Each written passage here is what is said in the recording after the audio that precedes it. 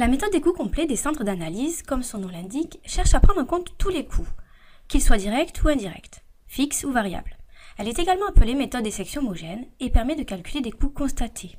En d'autres termes, elle utilise des données passées. C'est souvent une des premières méthodes étudiées en France et elle cherche à répartir de façon la plus juste possible les charges indirectes entre les différents objets de coût. Elle présente un certain nombre d'intérêts, mais aussi plusieurs limites, dont il faudra tenir compte si on souhaite utiliser cette méthode avec pertinence. Tout d'abord, les points positifs. En premier lieu, nous l'avons dit, cette méthode intègre la totalité des charges. Elle a donc le mérite d'essayer de répartir au mieux ces charges entre les objets de coût. Les informations qu'elle fournit seront intéressantes pour comprendre les résultats passés et ainsi fournir une base de travail pour les décisions à venir. Elle pourra notamment servir de point de départ pour mettre en place une analyse des écarts entre un prévisionnel et le réel. De plus, elle permet d'analyser les coûts à chaque stade de l'élaboration du produit et d'évaluer les différents types de stocks. Ensuite, cette méthode est intéressante car elle constitue un garde-fou si la concurrence se fait par les prix. Elle nous permet de déterminer le seuil en dessous duquel il faut essayer de ne pas descendre, mais elle n'incite pas à moduler les prix en fonction des différents segments de marché. Elle permet en effet de déterminer le coût d'un produit, par exemple, mais sans s'intéresser à sa cible. Cette méthode a donc un rôle uniformisateur en matière de politique des prix. Néanmoins, elle permet de fournir des informations utiles pour fixer le prix d'un produit en cas d'absence de référence sur le marché pour un nouveau produit, par exemple. Enfin, la mise en œuvre de cette méthode suppose une analyse et un découpage qui permettent de mettre en évidence le fonctionnement des différents services de l'organisation. Ces derniers sont alors considérés comme des micro-entreprises qui vont se fournir des prestations entre elles, avoir des objectifs, des responsabilités, des budgets, etc. Voici pour les principaux points positifs. Mais cette méthode est loin d'être exempte de critiques.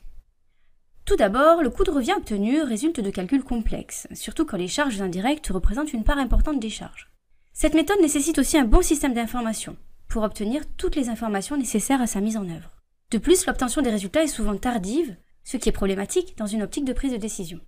Sa complexité a aussi une autre conséquence. Les personnes qui sont amenées à utiliser ces résultats, comme les dirigeants pour fixer la stratégie ou les commerciaux pour déterminer les prix de vente, ont souvent du mal à en comprendre la logique et ils peuvent la trouver arbitraire. Ensuite, le résultat obtenu dépend grandement du découpage de l'organisation adoptée, c'est-à-dire du choix des centres d'analyse. S'il est trop approximatif ou ne représente pas suffisamment bien la réalité, certains objets de coût risquent d'en subventionner d'autres. Ainsi, ils supporteront des charges indirectes qu'ils n'auraient pas dû supporter. Leur coût de revient sera alors surévalué et celui des produits subventionnés sera sous-évalué. De plus, dans certains cas, le découpage en centres d'analyse n'est tout simplement pas possible, comme pour les organisations matricielles ou en réseau. Ensuite, le résultat obtenu dépend aussi du choix des unités d'œuvre. D'une part, celles-ci doivent permettre de mesurer quelles sont les charges consommées par les objets de coût. Or, dans un centre, les activités sont parfois nombreuses et la mise en œuvre matérielle de la méthode supposera de nombreuses simplifications de la réalité. On cherche alors à identifier des centres dans lesquels l'activité est jugée homogène, d'où le nom de méthode des sections homogènes. Mais il est souvent très difficile de choisir une unité d'œuvre à la fois facilement utilisable et pertinente pour expliquer le rattachement d'une charge à un coût. D'autre part, toujours au niveau du choix des unités d'œuvre, il s'agit souvent d'heures de MOD, des heures machines ou des quantités consommées. En choisissant ce type d'unité d'œuvre, on considère implicitement que les coûts dépendent principalement des volumes de production, ce qui n'est pas toujours le cas. Autre point, plus les charges indirectes sont importantes, plus leur répartition sera délicate et plus les coûts obtenus risquent de manquer de pertinence.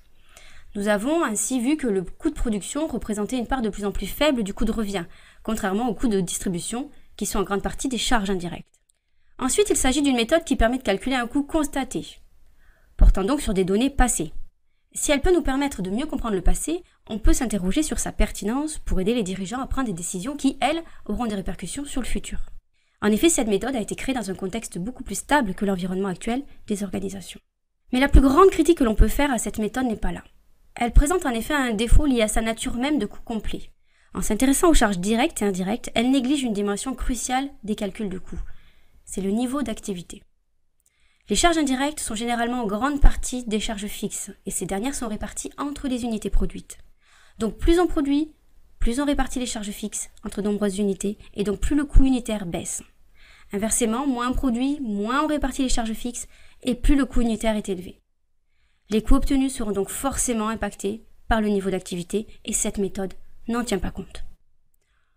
Pour conclure, cette méthode, comme toutes les méthodes de calcul, donne une représentation simplifiée de la réalité, qui est loin d'être exempte de critiques. Elle fournira néanmoins des informations intéressantes pour comprendre le passé, mais elle devra être complétée par d'autres analyses pour permettre aux dirigeants de prendre des décisions pertinentes.